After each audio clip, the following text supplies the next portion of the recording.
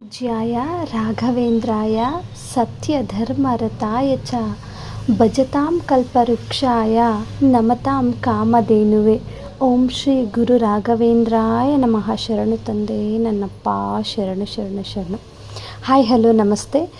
ಈ ನನ್ನ ರಾಯರ ಪವಾಡಗಳು ಯೂಟ್ಯೂಬ್ ಚಾನಲ್ಗೆ ಎಲ್ರಿಗೂ ಸ್ವಾಗತ. ನಾನು ಆಲ್ರೆಡಿ ಹಿಂದಿನ ವಿಡಿಯೋದಲ್ಲಿ ನಿಮಗೆ ಹೇಳಿದ್ದೀನಿ, ರಾಯರು ನಮಗೆ ಹೇಗೆ ಪರಿಚಯ ಆದರು ಅನ್ನೋದನ್ನ ನಾನು ನಿಮ್ಮ ಜೊತೆ ಶೇರ್ ಮಾಡ್ಕೊಂಡಿದ್ದೀನಿ. ಇವತ್ತು ನಾನು ರಾಯರು ನನ್ನ ಜೀವನಕ್ಕೆ ಹೇಗೆ ಬಂದರು, ನನ್ನ ಜೀವನಕ್ಕೆ ಆಲ್ರೆಡಿ ಬಂದಿದ್ದಾರೆ, ನಮ್ಮ ಮನೆಗೆ ಹೇಗೆ ಬಂದರು, ರಾಯರು ನಮ್ಮ ಮನೆಗೆ ಒಮ್ಮೆ ಬರ್ತಾರೆ, ಅದು ಯಾವ ರೂಪದಲ್ಲಿ ಬಂದರು, ಹೇಗೆ ಬಂದರು ಅನ್ನೋದನ್ನ ನಾನು ಈ ವಿಡಿಯೋದಲ್ಲಿ ನಿಮ್ಮ ಜೊತೆ ಶೇರ್ ಮಾಡ್ಕೊತಾ ಹೋಗ್ತೀನಿ. ಓಕೆ, ಸ್ಟಾರ್ಟ್ ಮಾಡೋಣ. ಒಂದಿನ ನಮ್ಮ ಮನೇಲಿ ನಮ್ಮ ಮಗುದು ಬರ್ತ್ಡೇ ಇರುತ್ತೆ, ಹುಟ್ಟಿದ ದಿನ ಇರುತ್ತೆ. ಅದು 2ನೇ ವರ್ಷದ ಹುಟ್ಟಿದ ದಿನ ಇರುತ್ತೆ. 1ನೇ ವರ್ಷದ್ದು ನಾವು ಮಾಡಬೇಕು ಅಂತ ತುಂಬ ಒದ್ದಾಡಿದ್ವಿ, ಬಟ್ ಮಾಡೋಕ್ಕಾಗಲೇ ಇಲ್ಲ. ಸರಿ ಆಯಿತು, 2ನೇ ವರ್ಷದ್ದು ಆಗುತ್ತಾ, 2ನೇ ವರ್ಷದ್ದು ಮಾಡೋ ಪರಿಸ್ಥಿತಿಲಿ ನಾವು ಇರಲಿಲ್ಲ. ಸರಿ, 2ನೇ ವರ್ಷದ್ದು ನಾವು ಬರ್ತಡೇನ ಮಾಡೋಕ್ಕಾಗಲಿಲ್ಲ. ಸೊ ನಾನು ಇನ್ನೇನು 2ನೇ ವರ್ಷದ್ದು ಹುಟ್ಟಿದಬ್ಬ ಬರ್ತಾ ಇತ್ತು. ಆವಾಗ ನಾನು ಕೂತ್ಕೊಂಡು ಯೋಚನೆ ಮಾಡಿದೆ. ಯೂಶ್ವಲಿ ನಮಗೆ ತುಂಬ ಬೇಜಾರಾಗುತ್ತೆ, ಈ ಒಂದು ಬರ್ತ್ಡೇ ಮಕ್ಕಳದು ಮಾಡಿಲ್ಲ ಅಂತಂದಾಗ. ನನಗೆ ಗೊತ್ತಿಲ್ಲ, ತುಂಬ ಬೇಜಾರಾಗಿದೆ. ಇವತ್ತಿಗೂ ನನಗೆ ಬೇಜಾರಿದೆ ಆ 1ನೇ ವರ್ಷದ್ದು ಮಾಡಿಲ್ಲ ಅಂತ. ಬಟ್ 2ನೇ ವರ್ಷದ್ದು ಕೂತ್ಕೊಂಡು ಯೋಚನೆ ಮಾಡಿದೆ, ನಾನು ಬರ್ತ್ಡೇ ಮಾಡಬೇಕಾ ಅಥವಾ ಏನು ಮಾಡೋದು ಅಂತ ಯೋಚನೆ ಮಾಡಬೇಕಾದ್ರೆ ಹಾಗೆ ಒಂದು ವಾರ ಯೋಚನೆ ಮಾಡಿದೆ. ಒಂದು ವಾರ ಆದಮೇಲೆ ಒಂದಿನ ನಾನು ಕೆಲವೊಂದಷ್ಟು ವೀಡಿಯೋಗಳೆಲ್ಲ ನೋಡಿಬಿಟ್ಟು ಗೂಗಲೆಲ್ಲ ಸರ್ಚ್ ಮಾಡಿ, ಸರಿ, ಒಂದು ಹಿಂದೂ ಸಂಪ್ರದಾಯದ ಪ್ರಕಾರ ನಮ್ಮ ಮನೆಯಲ್ಲೇ ಮಾಡೋಣ. ನಮ್ಮ ಮನೇಲಿ ಎಷ್ಟು ಜನ ಇದ್ದೀವೋ ಅಷ್ಟು ಜನನೇ ಸೇರಿಬಿಟ್ಟು ಒಂದು ಹುಟ್ಟಿದ ದಿನನ ಆಚರಣೆ ಮಾಡೋಣ ಅಂತ ಹೇಳ್ಬಿಟ್ಟು ಡಿಸೈಡ್ ಆದೆ. ಯಾರ ಜೊತೆನೂ ನಾನೇನು ಶೇರ್ ಮಾಡ್ಕೊಳ್ಳಿಲ್ಲ, ಹಿಂಗೆ ಮಾಡಬೇಕು ಅಂತ ಇದ್ದೀನಿ, ಹಾಗೆ ಅಂತ ಯಾರ ಜೊತೆನೂ ನಾನು ಹಂಚ್ಕೊಳ್ಳಲಿಲ್ಲ. ಮಾಡೋಣ ಅಂತ ಅಂದ್ಕೊಂಡು ಸರಿ ಬರ್ತಡೇ ಅವತ್ತಿನ ಹಿಂದಿನ ವಾರ ಏನು ಮಾಡ್ತಾಯಿದ್ದೆ, ಇದೇ ಕೊರಗ್ತಾ ಇದ್ನಲ್ಲ ಯಾವಾಗಲೂ ನಾನು. ಅಯ್ಯೋ, ಮೊದಲನೇದು ಮಾಡಿಲ್ಲ, ಯಾರಿಗೂ ಹೇಳಲೂ ಇಲ್ಲ, ನನ್ನ ಮಗನ ಬರ್ತಡೆಗೆ ನಮ್ಮ ಸಂಬಂಧಿಕರನ್ನ ಕರೀಲಿಲ್ಲ, ಇದೇ ಒಂದು ಗಿಲ್ಟ್ ಇತ್ತು ನನಗೆ. ಒಂದಿನ ಗುರುವಾರ ಪೂಜೆ ಮಾಡ್ತಾಯಿದ್ದೆ, ರಾಯರ ವಾರ ಪೂಜೆ ಮಾಡ್ತಾಯಿದ್ದೆ. ಪೂಜೆ ಮಾಡ್ತಾ ಇರಬೇಕಾದ್ರೆ 1-2 ಸಲ ಬೆಳಗ್ಗೆ ಸಂಜೆ ಮಾಡಬೇಕಾದ್ರೆ 1-2 ಸಲ ನಾನು ರಾಯರ ಹತ್ರ ಏನಂತ ಹೇಳಿದ್ದೆ ಅಂತಂದರೆ, ನೀವಾದರೂ ಬರ್ತೀರ ನನ್ನ ಮಗನ ಬರ್ಡೇಗೆ?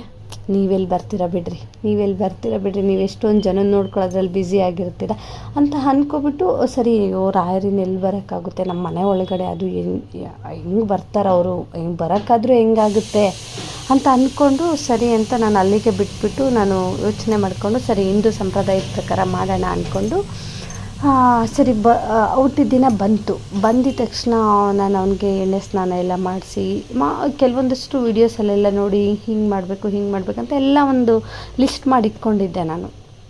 ಎಲ್ಲೆಲ್ಲಿ ಸೋರ್ಸು ಸಿಗುತ್ತೆ ನನಗೆ ಅಲ್ಲಿಂದ ಎಲ್ಲನೂ. ಸರಿ, ಆ ವರ್ಷ ನಾನು ಮಾಡೋಣ ಅಂತ ಹೇಳ್ಬಿಟ್ಟು ಸ್ಟಾರ್ಟ್ ಮಾಡಿದೆ. ಬೆಳಗ್ಗೆನೇ ಮಾಡಬೇಕಿತ್ತು, ಅದನ್ನು ಬೆಳಗ್ಗೆ ಬೇಗನೆ ಮಾಡಬೇಕಿತ್ತು. ಬೇಗನೆ ನಾನು ಮಾಡ್ತಾಯಿದ್ದೆ. ಎಲ್ಲ ಮಗುನೆಲ್ಲ ಕೂರಿಸಿ ಎಲ್ಲ ನಾವು ಸ್ಟೆಪ್ ಬೈ ಸ್ಟೆಪ್ ಮಾಡ್ತಾ ಇರ್ಬೇಕಾದ್ರೆ ಲಾಸ್ಟ್ ಸ್ಟೆಪ್ ಇನ್ನೇನು ಆರತಿ ಮಾಡಿ ಮಗುಗೆ ಎಲ್ಲರೂ ಅಕ್ಷತೆ ಹಾಕ್ತಾಯಿದ್ವಿ. ಆರತಿ ಮಾಡಿ ಅಕ್ಷತೆ ಹಾಕೋದಿನ ಹಾಕ್ತಾಯಿದ್ವಿ ಆ ಟೈಮಲ್ಲಿ.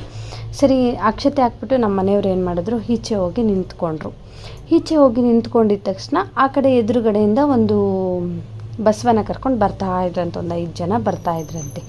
ಆಮೇಲೆ ಇವ್ರೇನು ಮಾಡಿಬಿಟ್ಟಿದ್ದಾರೆ, ಅಯ್ಯೋ, ನಾವು ಯೂಶ್ವಲಿ ನಮ್ಮ ಮನೆ ರೋಡಲ್ಲೆಲ್ಲ ಬಸವಗಳು ಬರಬೇಕಾದ್ರೆ ಅವಕ್ಕೆ ಬಾಳೆಹಣ್ಣು ಕೊಡ್ತಾಯಿರ್ತೀವಿ, ಕರೆದು ಬಾಳೆಹಣ್ಣು ಕೊಡ್ತೀವಿ.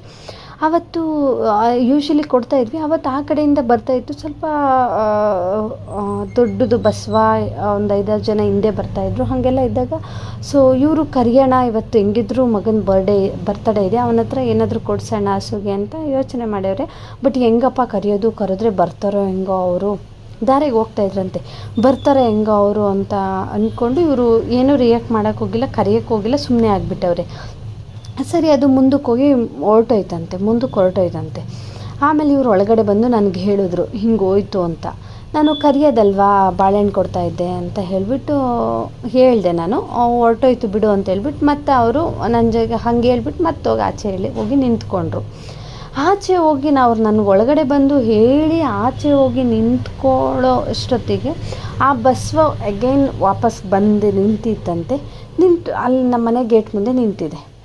ನಮ್ಮ ಮನೆ ಗೇಟ್ ಮುಂದೆ ನಿಂತ್ಕೊಂಡು ಆ ಜೊತೆಯಲ್ಲಿ ಅಣ್ಣ ಇದ್ರಲ್ಲ, ಬಸವ ಜೊತೆ ಅಣ್ಣ ಬಂದಿದ್ರಲ್ಲ, ಅವರು ಎಲ್ಲ ಮೇಲೆಲ್ಲ ಹಿಂಗೆ ಸುತ್ತ ಹಿಂಗೆಲ್ಲ ನೋಡ್ತಾ ಇದ್ರಂತೆ.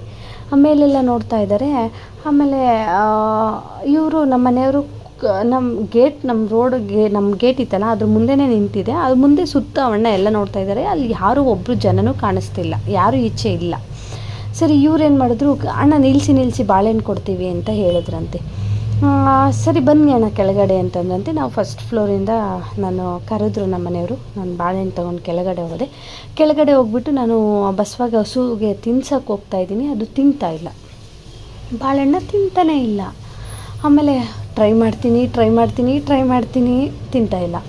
ಆಮೇಲೆ ಮೇ ಬಿ ನನಗೆ ತಿನ್ಸೋಕ್ಕೆ ಬರ್ತಾ ಇಲ್ವೇನೋ ಅಂತ ಹೇಳ್ಬಿಟ್ಟು ನಾನು ಆ ಅಣ್ಣಗೆ ಕೊಟ್ಟೆ, ಅಣ್ಣ ತಿನ್ನಿಸಿ ಅಣ್ಣ ಅಂತ. ಅವರು ತಿನ್ಸೋಕ್ಕೆ ಹೋಗ್ತಾರೆ, ತಿಂತಾ ಇಲ್ಲ. ಎಷ್ಟು ಟ್ರೈ ಮಾಡಿದ್ರು ತಿನ್ನಲೇ ಇಲ್ಲ. ಆಮೇಲೆ ಅವಣ್ಣ ಒಂದು ಸ್ವಲ್ಪ ಹೊತ್ತು ಯೋಚನೆ ಮಾಡಿಬಿಟ್ಟು, ಇದು ನಿಮ್ಮದೇನಾ ಮನೆ ಅಂತ ಅಂದರು. ಹ್ಞೂ ಅಣ್ಣ ನಮ್ಮದೇ ಮನೆ ಅಂತಂದ್ವಿ. ಆಮೇಲೆ ಸ್ವಂತ ಮನೆನಾ ಅಂತಂದರು. ಹ್ಞೂ ಅಣ್ಣ ಅಂತಂದ್ವಿ. ಗೇಟ್ ಒಳಗಡೆ ಕರ್ಕೊಳ್ರಿ ನೋಡೋಣ ಅಂತಂದರು. ಸರಿ ಅಂತ ಹೇಳ್ಬಿಟ್ಟು ಗೇಟ್ ಓಪನ್ ಮಾಡಿದ್ವಿ. ಗೇಟ್ ಓಪನ್ ಮಾಡಿದ ತಕ್ಷಣ ಒಳಗಡೆ ಬಂತು. ಅಲ್ಲಿ ತಿನ್ಸಕ್ಕೆ ಹೋಗ್ತೀನಿ, ಅಲ್ಲೂ ತಿಂತಾಯಿಲ್ಲ. ಅಕ್ಕಿ ಬೆಲ್ಲ ಎಲ್ಲ ತೊಗೊಂಬಂದಿದ್ದೀವಿ, ಅಲ್ಲೂ ತಿಂತಾಯಿಲ್ಲ. ಅಲ್ಲೂ ತಿನ್ನಲಿಲ್ಲ. ಆವಣ್ಣನೂ ಟ್ರೈ ಮಾಡಿದ್ರು, ನಮ್ಮ ಮನೆಯವರು ಒಬ್ಬೊಬ್ಬರೇ ಎಲ್ಲನೂ ಒಬ್ಬೊಬ್ರಿಗೆ ತಿನ್ಸೋಕ್ಕೆ ಬರಲ್ವಲ್ಲ, ಎಲ್ಲರೂ ಟ್ರೈ ಮಾಡಿದ್ರು, ಯಾರ್ದು ತಿನ್ನಲಿಲ್ಲ. ಮತ್ತು ಅವಣ್ಣ ಯೋಚನೆ ಮಾಡಿ ಈ ರೂಮು ಕೆಳಗಡೆ ಚಿಕ್ಕದೊಂದಾಗಿ ರೂಮ್ ಇತ್ತು, ಸ್ವಲ್ಪ ದೊಡ್ಡದೇ ಇತ್ತು, ಅದು ನಿಮ್ಮದೇನಾ ಅಂತ ಅಂದರು. ಹ್ಞೂ ಅಣ್ಣ ಅದು ನಮ್ಮದೇನೆ ಅಂತಂದ್ವಿ. ಸರಿ ಅದರೊಳಗಾದರೂ ಕರ್ಕೊಳ್ರಿ ನೋಡೋಣ ಅಂತ ಅಂದರು. ಸರಿ ಅಂತ ಹೇಳ್ಬಿಟ್ಟು ನಾವು ಅದು ಕೀ ಎಲ್ಲ ತೊಗೊಬಂದು ಓಪನ್ ಮಾಡಿ ಒಳಗಡೆ ಕರ್ಕೊಂಡ್ವಿ. ಒಳಗಡೆ ಕರ್ಕೊಂಡಿದ್ದ ತಕ್ಷಣ ಅದು ಹೆಂಗೆ ಅಂತಂದರೆ ಮೈ ಜುಮ್ ಅನ್ನಿಸ್ಬಿಡ್ತು ನಮಗೆ. ತೆಗ್ದಿದ ತಕ್ಷಣ ನುಗ್ಗಿಬಿಡ್ತು ಒಳಕ್ಕೆ. ಫಸ್ಟ್ ಅದೇ ನುಗ್ಗಿಬಿಡ್ತು, ಯಾರೂ ಒಳಗೆ ಹೋಗಲಿಲ್ಲ. ತೆಗ್ದಿಂಗೆ ಡೋರಿಂಗ್ ಈಚೆಗೆ ನುಗ್ಗೋಷ್ಟೊತ್ತಿಗೆ ದೊಡ್ಡ ಬಸವ ಒಳಗಡೆ ನುಗ್ಗಿಬಿಡ್ತು. ನುಗ್ಗಿದ ತಕ್ಷಣ ಫುಲ್ಲು ಆ ರೂಮ್ ಫುಲ್ಲು ಗಂಜಲ ಸಗಣಿ ಎಲ್ಲ ಇಟ್ಬಿಟ್ಟು ಮಲ್ಕೊಬಿಡ್ತು. ಲಿಟ್ರಲಿ ಆ ಮೂಮೆಂಟ್ ನನಗೆ ಹೆಂಗಿತ್ತು ಅಂದರೆ, ಆವಾಗ ನನಗೆ ನೆನಪಾಯಿತು. ನಾನು ಯಾವಾಗಲೂ ಕೇಳ್ತಾ ಇದ್ದೆ ಅಲ್ವಾ ರಾಯರಿಗೆ, ನೀವು ಬರ್ತೀರಾ. ಅಲ್ಲಿವರೆಗೂ ನಂಗೆ ನೆನಪಾಗಿರಲಿಲ್ಲ. ಆವಾಗ ನೆನಪಾಯ್ತು. ಅದು ಬಂದು ಮಲಗಿದಾಗ ನಾನು ಆ ಬಸವನ್ನೇ ನೋಡ್ತಾ ಇದ್ದೆ. ನನಗೆ ಗೊತ್ತಾಗೋಯ್ತು ರಾಯರೇ ಬಂದಿರೋದು, ರಾಯರು ಈ ರೂಪದಲ್ಲಿ ನಮ್ಮ ಮನೆಗೆ ಬರ್ತಾಯಿದ್ದಾರೆ. ನಾನು ಕೇಳಿದ್ನಲ್ಲ 1-2 ಸಲ, ನೀವಾದರೂ ಬರ್ತೀರಾ, ಅಯ್ಯೋ ನೀವೆಲ್ಲಿ ಬರ್ತೀರಾ ಬಿಡಿ ಅಂತ ಅಂದ್ಕೊಂಡು ಬಂದಿದ್ನಲ್ಲ. ಆ ಮೂಮೆಂಟ್ ನನಗೆ ಹೆಂಗಾಯಿತು ಅಂತಂದರೆ, ಅದನ್ನು ನಂಬಕ್ಕೂ ಆಗ್ತಾಯಿಲ್ಲ. ಇವತ್ತು ನನಗೆ ಮೈ ಜುಮ್ ಅನಿಸುತ್ತೆ ಅದನ್ನು ನೆನೆಸ್ಕೊಂಡಾಗೆಲ್ಲನೂ. ಬಂದರು, ಮಲ್ಕೊಂಡ್ರು, ಒಂದು 10 ನಿಮಿಷ ಮಲ್ಕೊಂಡ್ರು. ಆಮೇಲೆ ನಾವು ಪೂಜೆ ಗೀಜೆ ಎಲ್ಲ ಮಾಡಿದ್ವಿ. ಮಲ್ಕೊಂಡಿದ್ರಲ್ಲ ಒಂದು 10 ನಿಮಿಷ, ಆವಾಗ ಅವಣ್ಣ ಹೇಳಿದ್ರು, ನಾವು ಆಂಧ್ರ ಹತ್ರ ಎಲ್ಲೋ ನಿಯರ್ ಬೈ ಊರವ್ರಂತೆ ಅವರು. ಆ ದೊಡ್ಡ ಬಸವನ ನಮ್ಗೆ ಇದೇ ಊರಿನ ಬಸವ, ಇದೇ ದೇವರ ಬಸವ ಬೇಕು ಅಂತ ಹೇಳ್ಬಿಟ್ಟು ನಮ್ಮ ಏರಿಯಾದಲ್ಲಿ ಯಾರೋ ಒಬ್ಬರು ಗೃಹ ಪ್ರವೇಶಕ್ಕೆ ಕರೆಸಿದ್ದಂಥ ಹಾಸನ. ಅದು ಏನಾಗಿತ್ತು, ಬರಬೇಕಾದ್ರೆ ಬಸ್ಸು ನೀಟಾಗಿ ಕಟ್ ಮಾಡ್ಕೊಂಡೋಗಿ ಅವ್ರ ಮನೆ ಮುಂದೆ ನಿಲ್ಲಿಸಿತ್ತಂತೆ ಬಸವ. ವಾಪಸ್ ಅದನ್ನು ಪಿಕ್ ಮಾಡಬೇಕಾದ್ರೆ ಅದು ಬಸ್ಸು ಕಟ್ಟಾಗಿಲ್ಲ. ನಮ್ಮ ಮನೆ ಟರ್ನಿಂಗ್ ಇದೆ, ಆ ಟರ್ನಿಂಗಲ್ಲಿ ಬಸ್ ಕಟ್ಟಾಗದೆ ಅದು ಬಸ್ ಅಲ್ಲೇ ನಿಂತಿದೆಯಂತೆ. ಅಲ್ಲೇ ನಿಂತಿರೋದಕ್ಕೆ ಇವರು ಅಲ್ಲಿಂದ ಸ್ವಲ್ಪ ದೂರ ವಾಕಬಲಲ್ಲಿ ಕರ್ಕೊಂಡು ಹೋಗೋಣ, ಅದಕ್ಕೆ ಬಸ್ ಹಚ್ಚೋಕ್ಕೆ ಅಂತ ಕರ್ಕೊಂಡು ಹೋಗ್ಬೇಕಾದ್ರೆ ನಮ್ಮ ಮನೆ ಬಿಟ್ಟು ಮುಂದಕ್ಕೆ ಎಷ್ಟು ಹೇಳಿದ್ರು ಅದು ಹಸು ಹೋಗ್ತಾನೆ ಇಲ್ವಂತೆ. ಎಲ್ಲರೂ ಸೇರ್ಕೊಂಡು ಫೋರ್ಸ್ಫುಲಿ ಎಳ್ಕೊಂಡು ಹೋಗ್ತಾ ಇದ್ದಾರಂತೆ. ನಮ್ಮ ಮನೆಯವ್ರಿಗೂ ಬಂತಂತೆ, ನಮ್ಮ ಮನೆಯಿಂದ ಆಚೆಗೆ ಅದು ಹೋಗಲೇ ಇಲ್ವಂತೆ. ತಿರ್ಗಿ ವಾಪಸ್ ಎಳ್ಕೊಂಡು ಬಂತಂತೆ. ವಾಪಸ್ ಎಳ್ಕೊಬಂದು ನಮ್ಮ ಮನೆ ಗೇಟ್ ಮುಂದೆ ನಿಂತ್ಕೊಂತಂತೆ. ಅವಣ್ಣ ಹೇಳ್ತಾಯಿದ್ರು, ಇಲ್ಲಿ ಬಂದು ನಿಂತ್ಕೊಂತು. ನಾನು ಯಾಕೆ ಹಿಂಗೆ ನಿಂತ್ಕೊಂತು ಅಂತ ಸುತ್ತ ಎಲ್ಲ ನೋಡ್ತಾ ಇದ್ದೆ ಅಣ್ಣ. ಅಷ್ಟೊತ್ತಿಗೆ ನೀವು ಕರೆದ್ರಿ, ಇಲ್ಲಿ ಬಂದ್ವಿ ಅಂದಾಗ ಅವಾಗ ಇಲ್ಲಣ್ಣ ನಮ್ಮ ಮಗನ ಬರ್ತಡೇ ಇದೆ, ಹುಟ್ಟಿದ ದಿನ ಇದೆ ಇವತ್ತು, ಬಂದಿದ್ದು ಒಳ್ಳೆಯದೇ ಆಯಿತು ಅಂತ ಹೇಳ್ಬಿಟ್ಟು ನಾವು ಎಲ್ಲ ಹೇಳಿ ಅದು ಒಂದು 10 ನಿಮಿಷ ಎಲ್ಲ ಆರಾಮಾಗಿ ಮಲ್ಕೊಂಡು ನಾವು ಅಕ್ಕಿ ಬೆಲ್ಲ ಕೊಟ್ಟು ಪೂಜೆ ಮಾಡಿ ಆಮೇಲೆ ಅದು ನಮ್ಮ ಮನೆಯಿಂದ ಆಚೆ ಹೋಗ್ತು. ಆಫ್ಟರ್ 30 ವರ್ಷ ಆದಮೇಲೆ ಒಂದು ಹಸು ನಮ್ಮ ಮನೆ ಒಳಗೆ ಬಂದಿದ್ದು. ಈ ಮನೆ ಗೃಹ ಪ್ರವೇಶ 30 ವರ್ಷದ ಹಿಂದೆ ಕಟ್ಟಿರೋದಂತೆ ಮನೆ. ಆವಾಗ ಹಸುನ ಗೃಹ ಪ್ರವೇಶಕ್ಕೆ ಯೂಶಲಿ ಹಸು ಒಳಗಡೆ ಬಿಡ್ತಾರಲ್ಲ ಫಸ್ಟು, ಆವಾಗ ಬಂದಿದ್ದು.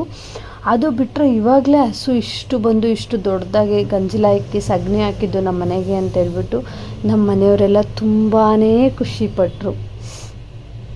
ಕೊನೆಗೂ ನನ್ನ ಮಗನ ಬರ್ಡೇಗೆ ರಾಯರು ಬಂದರು ಅಂತ ನಮಗೂ ತುಂಬ ಖುಷಿ ಆಯಿತು. ಸೊ ಅದನ್ನು ನನಗೆ ಸಮ್ಟೈಮ್ಸ್ ಅನ್ಸುತ್ತೆ ಇದನ್ನೆಲ್ಲ ಯಾರ ಹತ್ರಪ್ಪ ಶೇರ್ ಮಾಡ್ಕೊಳ್ಳಿ ಇಷ್ಟೊಂದೆಲ್ಲ ನನ್ನ ಲೈಫಲ್ಲಿ ಇಷ್ಟು ಚಂದವಾಗಿ ರಾಯರು ಪವಾಡಗಳನ್ನ ಮಾಡ್ತಾ ಇರ್ತಾರೆ ಅಂತ ಒಂದು ಸುಮಾರು ಸಲ ನಾನು ಯೋಚನೆ ಮಾಡ್ತಾಯಿದ್ದೆ. ಸೊ ಯಾಕೆ ಎಲ್ಲರೂ ನಂಬಲ್ಲ ಇದನ್ನು.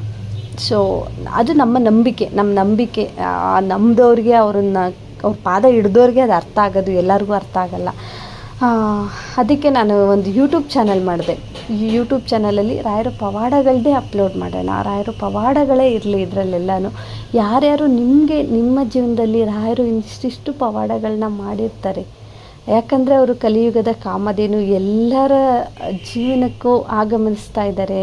ಈಗಿನ ದಿನಗಳಲ್ಲಿ ನಿಮ್ಮ ಜೀವನದಲ್ಲಿ ರಾಯರು ಏನೆಲ್ಲ ಪವಾಡಗಳ ಮಾಡಿದ್ದಾರೆ ಅನ್ನೋದನ್ನ ನೀವು ಕೂಡ ನಮ್ಮ ಈ ಯೂಟ್ಯೂಬ್ ಚಾನಲ್ ರಾಯರ ಪವಾಡಗಳು ಯೂಟ್ಯೂಬ್ ಚಾನಲ್ಗಳಲ್ಲಿ ಹಂಚ್ಕೊಳ್ರಿ ಅಂತ ಹೇಳ್ತಾ ನಾನು ಈ ವಿಡಿಯೋನ ಇಲ್ಲಿಗೆ ಎಂಡ್ ಮಾಡ್ತಾಯಿದ್ದೀನಿ. ಕೇಳಿಸ್ಕೊಂಡಿದ್ದಂಥ ಎಲ್ರಿಗೂ ತುಂಬ ಹೃದಯದ ಧನ್ಯವಾದಗಳು. Thank you very much.